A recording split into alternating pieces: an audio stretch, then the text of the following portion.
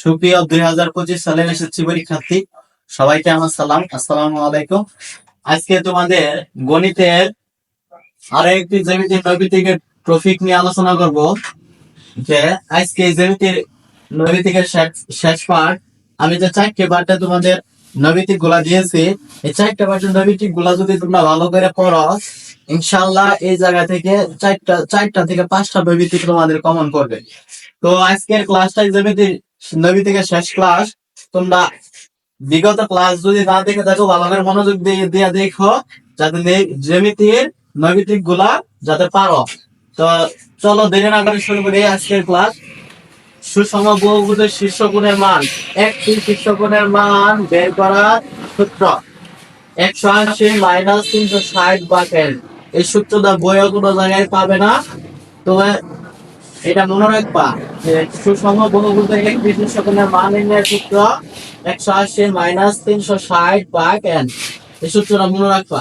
আচ্ছা, মনে রাখলে যদি নৈবিত্তিক আছে সুষম পঞ্চভুজের একটি শীর্ষকোণের মান কত, সুষম পঞ্চভুজ বলছে, তাহলে n এর মান 5 হবে।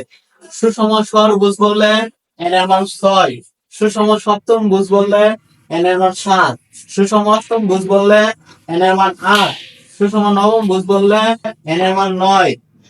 তো দেখো আমরা এখন এই নৈবিত্তিক গুলা সুষম পঞ্চভুজের একটি শীর্ষকোণের মান সূত্র দিয়ে করি। 180 মাইনাস 360 ভাগ n এর মান হইল 5, নাম লইলে একটি শীর্ষকোণের মান 108। ঠিক তেমনি ভাবে সুষম ষড়ভুজের একটি কোণের মান, এটা লেখার পরে n এর মান 6 লিখবো, ভাগ n এর মান 6 লিখলাম, এটার মান হইল 120। এখন দেখো সপ্তমভুজ, এই জায়গায় n এর মান বসাও, তাহলে এই n এর মান 7 বসাও, এই জায়গায় বের হয়েছে 128.57।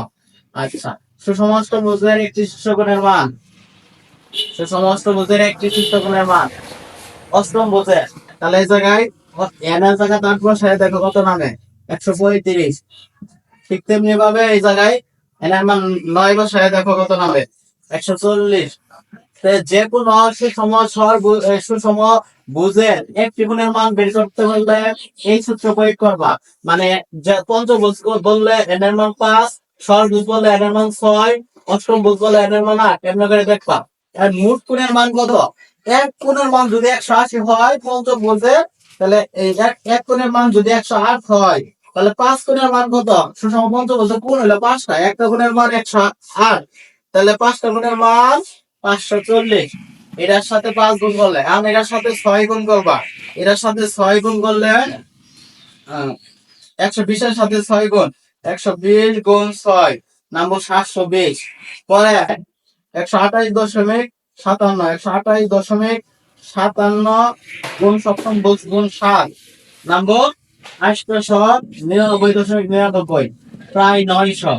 পরে সুষম অষ্টম ভুজের, তাহলে 135 গুণ 8, 135 গুণ 8 নাম্বার 1080।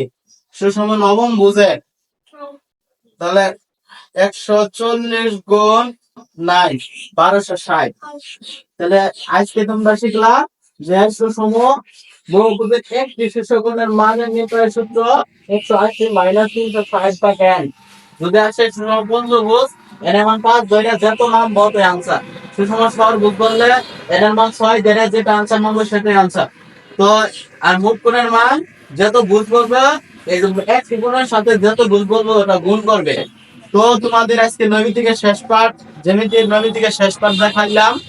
আমি আশা করি যে জ্যামিতির যে 4টি পাঠ, নৈবিত্তিকের 4টি পাঠ দিয়েছি, এখান থেকে তোমাদের 5 থেকে 6টা নৈবিত্তিক ইনশাআল্লাহ প্রমাণ করবে। তো আমি পাঠে পাঠে অন্যান্য টপিকের নৈবিত্তিক গুলো তোমাদের দিব, এবং তো সবাই অপেক্ষায় থাকো। সবাইকে ধন্যবাদ।